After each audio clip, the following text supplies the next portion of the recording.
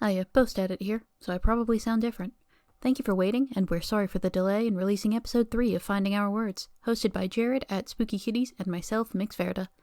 Real life comes at you fast. Ugh, especially in... We're splitting this episode into 2 parts. Yes, technical difficulties once more. C'est la vie.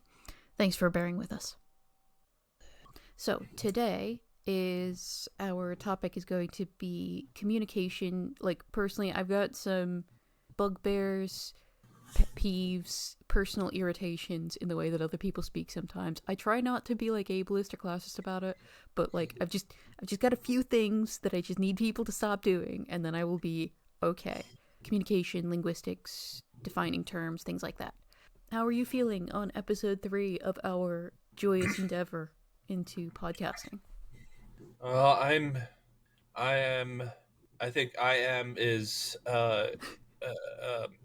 I think my third speech is a good example of how I'm feeling at the moment.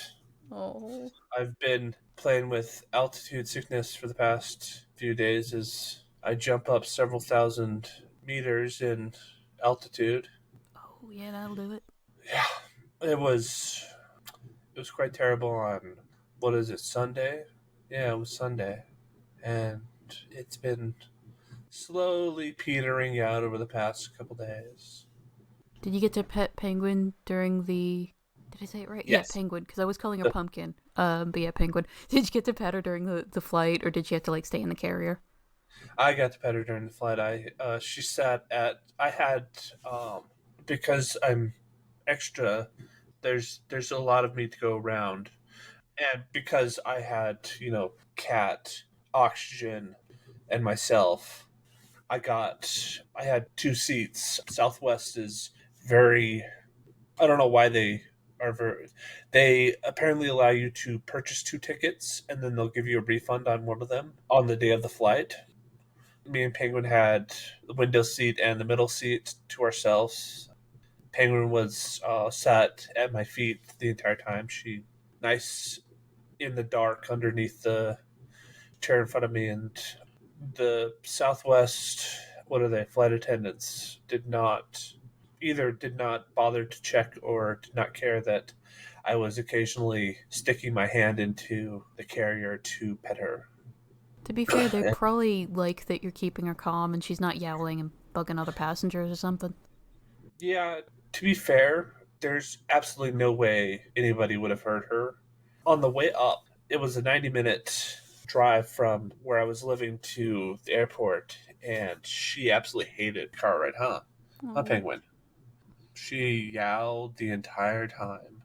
I would have too, because I was not a fan of... I don't do very well when other people are driving, so... Yep, same. And especially when they drive like a maniac. Yep. Why do they do it? I don't fucking understand. I don't know. My brother-in-law's not as bad as the rest of the drivers, but I felt like we were moments away from a crash every time he would stop, because he was always on the brake. Oh god. Get up really close to somebody, and then we'd suddenly stop and we need to get this close. Yeah. Despite the danger, that's also it's just worse gas mileage. It's more wear and tear on your brakes and your clutch mechanism, and it doesn't get you there any faster. The only thing it does is make it more dangerous. And if anyone listening doesn't believe me on the it doesn't get you there faster thing, I literally have a physics degree. This was one of the fucking problems pretty early on. I think it was like year 1 or year 2 of if you drive, to paraphrase here, if you drive like an ass, if you're like right up people's butts as you're driving and then you brake at the last second, you're going faster, like to speed up, and then you're slowing down more quickly, but the end result is the same distance traveled because the car in front isn't going any faster. Unless you've bullied them into, like, breaking the speed limit, and then that's its own issue. Oh, yeah, you don't... I would have thought that he would have learned it because he got a felon in Virginia and possibly Maryland. 75 or 80, it's miles per hour is felony speeding. I mean, yeah, you don't need to go 80 miles an hour. Even if you're an ambulance driver, you don't want to risk your precious cargo from getting worse. There's no reason for it. there is no way to. I mean, there are people who absolutely tried to go 80 on everywhere, DC roads, but they are it, especially the mid afternoon. Beltway traffic is because it's a lot of people going from southern Maryland down to coming back, southern Maryland people coming back from Virginia. And so it is stop and go traffic for the first 15 minutes. You're not getting up to 70 is pointless. Like you say, you're not getting there faster unless you're cutting in front of everybody. And Can I ask like a dumbass military brat question? oh yeah, Is Maryland a state? yes. At least you have an excuse on that one. Yeah, I've literally never been. Well, I've been to the contiguous. I've not been to Maryland. I've met people who lived in Maryland who didn't know what West Virginia was. What the I mean, fuck? Okay. like their entire life, and to like when you say West Virginia, you could actually both mean Western Virginia and West Virginia, Yeah, I fucking but hate it. It's so irritating. it was very clear that this guy had never heard of because West Virginia breaks off from Virginia during the Civil War. And I know Civil War education is not the greatest in a lot of states, Oh but god. you'd think living in the area your entire life, maybe big city living is because it was in Baltimore. The whole area could vastly different areas of Baltimore that probably encompass your entire life. Oh, the Wire. That's where the Wire is, right? Yes. Yeah, I think East Baltimore, the docks, if I remember right. If I remember right, by people telling me. And based on the nothing I know about The Wire, it's probably a very accurate description of East Baltimore. Hmm. It's pretty sketchy. Yeah, deprived, diverse, but not in terms of how the economic prosperity is spent. The first season of The Wire is on. So it's all about drugs and racism, but the first one is mostly about, I think, like the street level of drugs. And then, like, the second season is about the dock workers. And apparently, like, a bunch of people got confused because it's like, what the fuck? Why is it now a completely different cast, basically? Which I get from an anime perspective when shows do that. It's like, yeah, it is interesting, but also, like, if you like character A and you're now talking about character B in World B, then yeah, that's confusing. And then, fuck, season 3, they go back to it, and I think that's when they have the education one, which is, well, I can't say my favorite because it's still really depressing. And then I think it's season 4 is when they go into politics. So it's like examining all the areas where systemic inefficiencies, sort of, but like just systemic overlapping issues play into each other and make it really hard to actually change sustainably the environment in all of these different facets. It doesn't hold your hand or anything. There is a lot of stuff you kind of have to pay attention to, and I've not seen the whole thing. The bits I have seen were fucking amazing in terms of, like, you've got one dumbass cop who's probably ADHD as fuck, and he's doing his best, but he's stuck in a shitty system. But then all the other cops, like the managers and shit, are like, I'm sure some of them are nice, but you know, they're focused on their career growth and shit, and everyone, you know, all of their cases are just numbers to them, not people. And then you get into the politics bit, and it's like all of the mayors and the who's or whatever, like, they're also focused on their careers, and they're that much more removed. The case numbers don't even come up to them. They're just like, okay, here's one in the news. I now have to pay attention to that. And like, it makes sense, you know, you've only got so much RAM and whatever, but it was just interesting, kind of educational, because I'm sure some was sensationalized, and just really depressing. Just No, that sounds exactly like how the whole area felt. The whole DC metro area. Every time I went into DC, I felt like I was seeing something completely different from what was. I'd bring tourists into DC who, wide-eyed, they were excited to see all the, historical stuff, go see where Lincoln was assassinated on the random street that's, surrounded by drunk people. Um, sounds like Blackpool. yeah. Um, Blackpool's a city around here that yeah. people. Oh, yeah. Yeah. All the historical stuff in DC is not separated from the used part of DC. It's just there in the middle, surrounded by all the wandering drunk people. Wide-eyed, innocent travelers just have that weird perspective that I just couldn't see anymore because I'd actually been in the area. There was so many people that have been ignored. The entire Southeast DC area is a mess that you never hear about. You wonder what the politicians in DC is a fun area where it has its own local government, but it's also controlled by the federal government, and neither seem to have much care for more than the broad strokes of what their city represents to the world. Hmm. How did we get Baltimore from language? It's because we were talking about how I met somebody who had never heard of West Virginia and had lived in Baltimore their entire life. They must have seen a map, right? You'd think, but they definitely went to school because they were, a certified nurse. Nurses do a lot of very good work. You could tell I'm disclaiming this before I even get onto it. Nurses do a lot of very good work. They work incredibly hard, and they deal with a lot of, like, the grossest parts in some cases, or even just, like, the most tiring and physically demanding jobs of keeping people well or advising them. But I have met a number of nurses who have interesting information gaps and expectations of the world. Yeah, I mean, you just need a C average to graduate from college, and Mm-hmm. when I first started university 15 years, no, it's 17, it'll be about 17 years ago in an hour. That's so specific. Well, it's my birthday is in an hour, so Oh, technically, if I were where you are, it'd be my birthday. So oh, happy birthday. Feliz cumpleaños. Wait, tanjobi omedeto. O tanjobi? O tanjobi omedeto. I Hopefully don't. that's happy birthday and not happy birthday or something. Oh, let's see. What was I to pay for college the first time around? I had a work study job where I was a testing proctor. My first university had a kind of a health care, a first half of a doctor's program. Ooh, Well, doctors, nurses, stuff like yeah. that, EMT, dentists, stuff like that.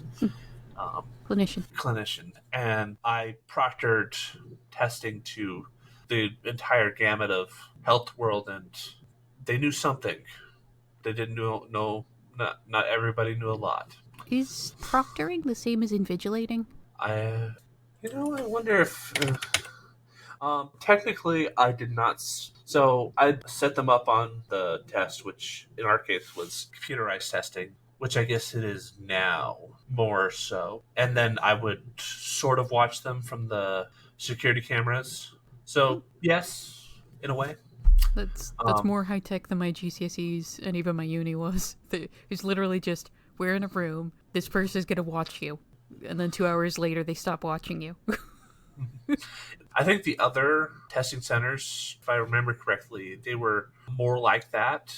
There was literally someone in the room with you, but I don't know why the paper testing, even that, it was the computer lab. We had the front desk, and then behind the front desk was look through a window was the paper testing area, and then right next door to that was the computer area, and we could see, like I said, we could see the paper testing from where we were sitting, and I mean, we could walk into the computer testing or watch it on security cam, which we didn't really. I'm I can so only hope sorry. I that. just zoned out for the past like 2 minutes. Oh, good. We were talking about cat testing Ooh, and how you have to pet Penguin 37 times. 37 times before she is ready to eat breakfast. I feel I feel like you're pulling my leg, but I'm not exactly in a position to correct you. I'm so sorry. Well, it is almost true. She absolutely, I absolutely do have to pet her before. Well, yeah, of course. One of the things about my old living location is I lived in a single room, Hmm. and Penguin more so. It was a basement, but it wasn't a large basement. Hmm. Here, I effectively have three very large rooms. one room that's about the size of my basement back there, one that's twice the size, and one that's about 2/3 the size. And I'm not certain that she has figured out that all three exist, at the same time. Okay. Because I know she's hungry in the morning by how happy she is to see me when I wake up. Yesterday, or this morning, my goodness, it's this morning, when I got up, she immediately got up from wherever she was underneath the bed. And I could hear her meowing through my earplugs immediately. And she demanded right then and there that I take her into the living room where my desk is so that she could eat. The living room, which was not cut off from her. She had full access to. Apparently, she could not eat unless I was there. Oh, penguin. Oh. You're sitting there. I've never had adult, living room furniture. I've never owned a couch or a recliner or stuff like that. Having never entertained people, I have never needed it. This time around, there was a recliner that Penguin has absolutely taken for herself. So she can sit there in a gigantic chair napping while, we talk sweet words to her. Yeah, she needs a throne. It is an excellent throne. Oh, yeah. We are recording a podcast called Finding Our Words. I am host 1, Mix Verda, and this is host A, Jared at Spooky Kitties. I don't... Yes. So do we just call you... Are you Jared I'll or go with Spooky Spooky Kitties, Kitties. or both? I mean, both. Okay. I think Spooky Kitties both are interchangeable. Is your persona a pumpkin with cat ears? Is my... Who? You know furries? Uh-huh. Yeah. Oh, so, Fortuna. Yeah. Um... You don't have to say. I just thought because Spooky Kitty, pumpkin, Halloween, cat ears. Oh, no. I guess I haven't told you the origin of... Spooky Kitties came from a combination of black cats. Part of my posting about black cats all the time is to try to reduce the stigma around black cats. I don't know if I've actually done that because my primary audience is fellow black cat lovers. I soldier on in my desire to reduce the belief that there's something sinister about the black cat. Yeah. But they're so cute, but a lot of it is... I'll be honest, I just assume it's like a racism thing, but I feel like it's probably more like a medieval pseudoscience. It can still be racist. A witches thing. I gotta look that up. I don't actually know. I'm just assuming, given other societal things, that's just like my initial hypothesis. To actually get to the real story that I was, the Spooky Kitty's origin, that's what I started with. And then when I got to Virginia, there was the permanent gap between Penguin and Dazzle, where they could see each other, but they couldn't physically interact. When it wasn't very often, Dazzle was a top floor kitty, Penguin was the bottom floor kitty. They didn't see each other very often, but when they did, Dazzle would get very, very angry at the door and start smacking the pet door, trying to smack the door. I don't know what she wanted to do to what she thought Penguin would do when she did that, but maybe, run away or something like that. But Penguin, just sat there almost with a evil grin on her face whenever Dazzle would do that. Either one of them would start growling. I would tell them that they were being a very spooky kitty. Spookiest, very spooky ladies. That Spooky Ladies was the original nickname. Not my nickname, but I had a zine called Spooky Ladies. Monster Girls? No, it was solely about those two, Dazzle and Penguin. Oh, okay, right. Fair enough. And when I chose the name for my Mastodon instance, I briefly considered Spooky Ladies, and then I remembered that cat boys could be spooky kitties too. There's not enough catboy representation. The Mikotes demand rights. I play a catboy on Final Fantasy. Oh, cat boys, woo! So yeah, I switched from the gendered spooky ladies to spooky kitties. I personally do not care if I would go by the nickname spooky ladies for no other reason than I don't really care that about what people assume anything about me. I went by, Miss Penguin Cat for the longest time in all my games. I'll gender your mom. I think I'm made more than a few friends, a few acquaintances in online gaming who solely were nice to me because they thought I was a Miss Penguin Cat. Oh, oh. And I never told them. I mean, And yeah. I never truly took advantage. I didn't take advantage, Hmm. because I mean, I've had no interest in the bulk of socializing in online gaming. I mean, So that's kind of on them if they're gonna treat people differently based on what, not even actual gender, just like what they assume someone's gender is like, oh, there's the meme.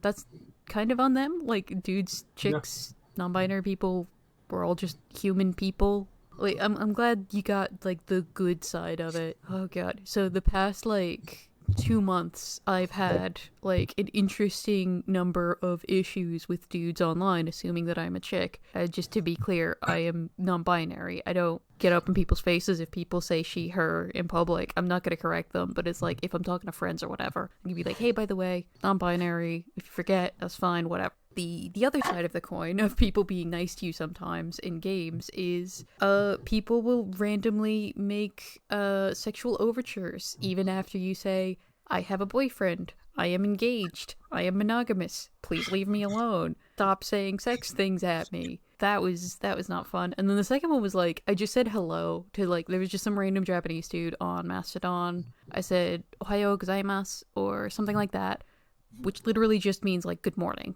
Just being friendly, that's it, I didn't even go into the whole dozo yoroshiku onegaishimasu, blah blah blah blah blah. Nice to meet you, please be nice to me, basically, I think is what that translates as. I just know say the whole phrase at once and it's the polite thing to do. So it's literally just like, good morning, hello, I am speaking to you in a different language. And dude just slides into my fucking DMs with no goddamn notice and just starts RPing, touching my arm or whatever. And I'm just like, hey, I don't know if you know, but I don't know about Japanese, but in English, that's kind of weird. You don't just go into people's DMs and just start RPing or role-playing, if anyone doesn't know.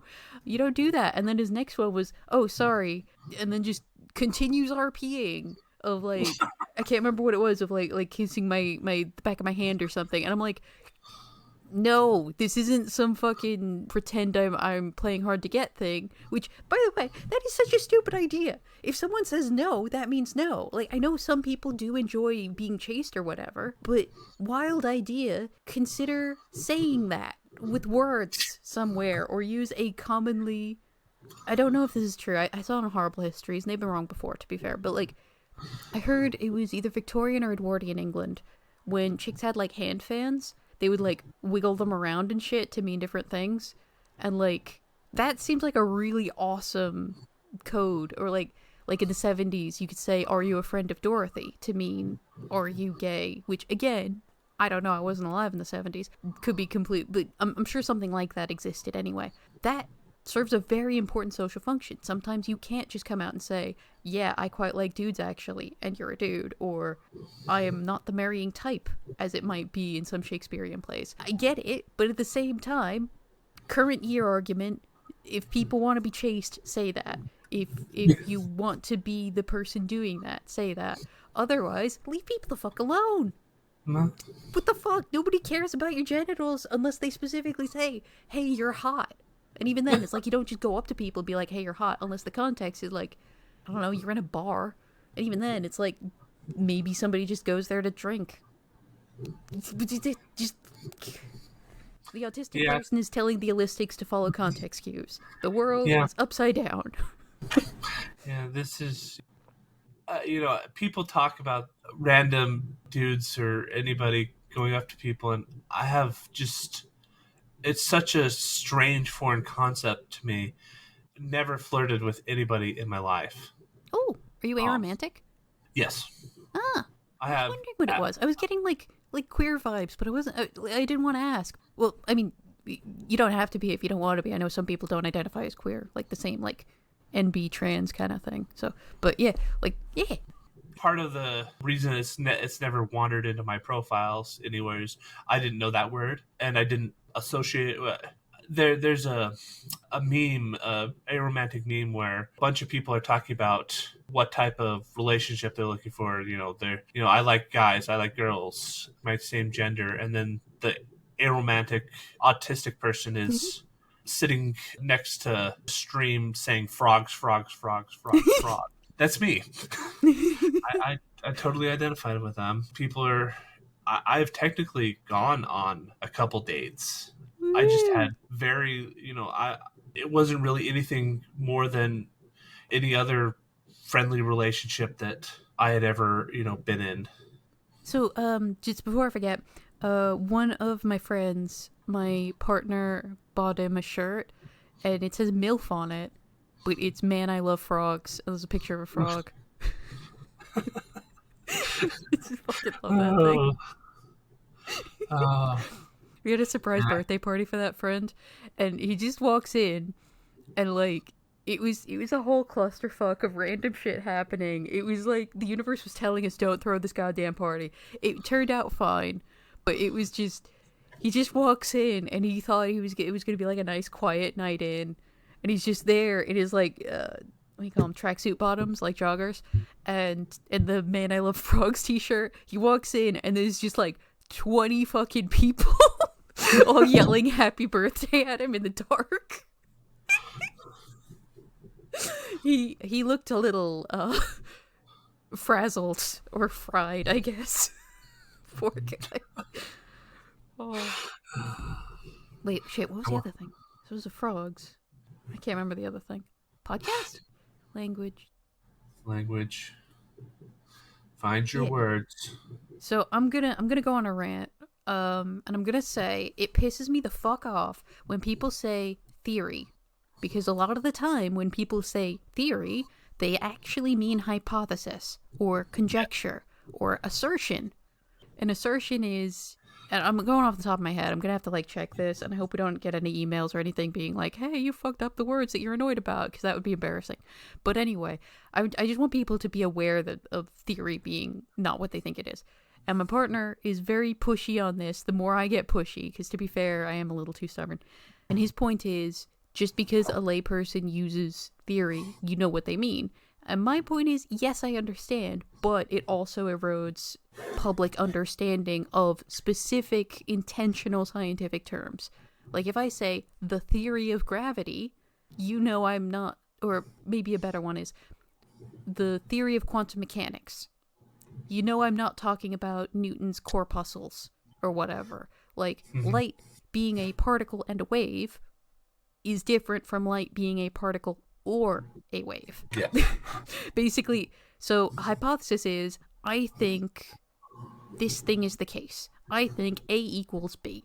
A theory is you have tested it, and so far, A does equal B in the vast majority of things you've tested. A law is it must be the case that A equals B. To be fair, I'm pulling this out of my head, long COVID, and it's been years ago since I graduated, so I'm probably fucking up some of the details, but it's basically, law is it must be true unless a whole bunch of other things are not true, basically. Theory is, we're reasonably sure. We might not be able to prove everything about it, but so far, this is probably the case. And then a hypothesis is, this might be the case, it might not. Fuck it, let's test it. And then there's like a whole bit, I think statisticians might have a different one. There's like a null hypothesis. I don't fuck with that shit. I don't know what the hell that means. That's separate. I want more people to know about hypothesis, conjecture, and assertion. So I am asserting right now that hypothesis and theory are different. I have a hypothesis that I'm probably wrong about these definitions, at least in the details. I conjecture that we might get some emails about it. Fuck, my theory is based on previous experience that I'm probably wrong even in those usages. But yeah, that just pisses me off. That definition sounds very familiar, despite the fact that it's probably been even longer since I've been in a strictly science class, despite having a BS. Oh, you have a bullshit degree Bachelor's. too? You have a bullshit degree? Yep. Mine's BSc, but yeah. There was no science in the last long while, unless you count color theory as a science, which they probably should because people are really bad at it. Is it a science? I feel like it's more just a collection of facts. I Is that what wonder. a science is? Color theory, Okay, I'm gonna show my ass on this one, / make a lot of clinicians angry. Medicine is an art. It's an evidence-based art. to is color science. I think color theory is a color science. Okay, fair enough. People do not know how to mix colors very well. Do you really It, have to come for me like this? yeah, I do. It bothered me so much. In Virginia, and I don't know what it was. Basically, my primary source of income for the past couple of years has been food delivery. A lot of that is finding the right house to deliver to. When people order food, they seem to have some assumption that the person delivering to them knows every house in existence. They know exactly who you are, what house you belong to.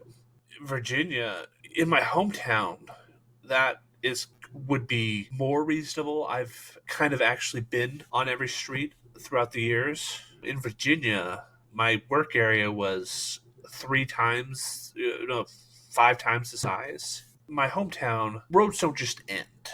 You don't go into a neighborhood and not have a couple ways out of it. But in Virginia, you'd be in front of one house, and the house behind it, you could see it. It might be like 5 minutes away because the only street to it is it's on basically on a dead end street. Hmm. And Virginia its layout is hundreds of years old at this point. Would have been influenced by European settlers. The point I'm trying to make is I don't know. I didn't know every house in the world. I knew some of them. I had to depend on. I spent a lot of time having to search for houses, even with addresses and semi-accurate GPS.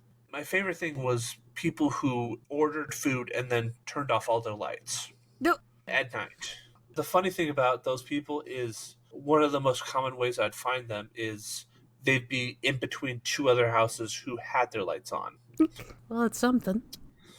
Yeah, but how color theory comes into this is in cases where lights are off, even lights on, I I almost never could read the addresses on people's houses, no matter how big it was, because the color of the numbers didn't contrast enough to the color of the wall behind it. So it was essentially invisible, even with light shining on it, which was rare enough as it was. A lot of the light placements seemed to purposely avoid lighting up the house numberings on new housing. Maybe it was to stop the light coming in, because outside our house there is a street light that's right next to the fucking bedroom window. No matter how we've got blackout blinds, but I'm still like stuffing pillows at the bottom of the curtains and throwing bits of sheets over the top just to snuff out the light because it's so bright and it's a street light, so it doesn't go off at night. It's like I've already got insomnia. Maybe it's like that, trying not to like blind people. I mean, the lights going into their living room, so it wouldn't be. The lights weren't bright enough to blind anybody. Well, not blind, but keep them up, kind of thing. Yeah, no. To be persnickety, some people here have, especially landlords, have converted the front room into a bedroom. But yeah, generally, I get your point. Yeah, usually it's not much of an issue. The county I lived in was relatively new in terms of development. Old county, but they had started about 20 years ago really developing it. There was a lot of new housing, and no one thought to anywhere, even on literally year-old houses you could see 10 feet away from the front door from the road. Even those, you could not see the house numbers. You could not see them because they completely messed up the colors. It made me want to. I occasionally passed by one of the housing developers in the area, offices of the housing developers when I was doing deliveries, and the temptation to apply for a job as a means of insulting them. What? I've taken classes in color theory, but I'm technically not qualified in the sense that I could probably successfully do it. I'm not qualified in the sense that I've ever done it as a professional. Wait, Like, ever done, like, color theory advising, I guess? yes. Something I'm sure I could do. It's like my dad, who he jack of all trades. This week he told me that he's an editor, but he has picked up a lot of other non-editing things because people think that he would be really good at it. Technically, he probably is. This week, that thing is choosing artwork. For some reason, all the artists at his work are not better than a writer editor. I guess it makes sense. Making something isn't the same skill as understanding how other people will see it. True. He mentioned how completely awful the content management system is, and Oh no. content management systems can work, but they require like a dedicated crazy person, like somebody who's obsessed with the topic to properly tag stuff. It's like why Wikipedia works, because there are a lot of people who are obsessed with specific topics and are willing to deal with write up stuff for free. The artists who manage the content management system of my dad's work they're like you say, they're qualified to be artists, but they don't do a very good job at actually describing the artwork that's in the system. They don't have someone who's been doing that. My dad's going picture by picture, trying to find the right content, filtering out all the AI art. He probably is, even though he has no experience in filtering out AI work. A lot of people don't seem to be able to. They don't immediately see that a piece of artwork has been generated by a computer, where my dad would definitely be able to. Say, because I don't know how to describe it beyond body of knowledge would allow him to adapt to filtering AI art out. Hey you. Hey you. Yeah, you pal. Thank you so much for listening to part 1 of episode 3. We're still finding our feet, and we'd love to hear you find your words about this podcast. Please consider pressing the like button for this episode and podcast wherever you're listening to this. Leave a comment, use hashtag FindOurWordsPod, no spaces, and share our show with your friends, or strangers you want to strike up a conversation with.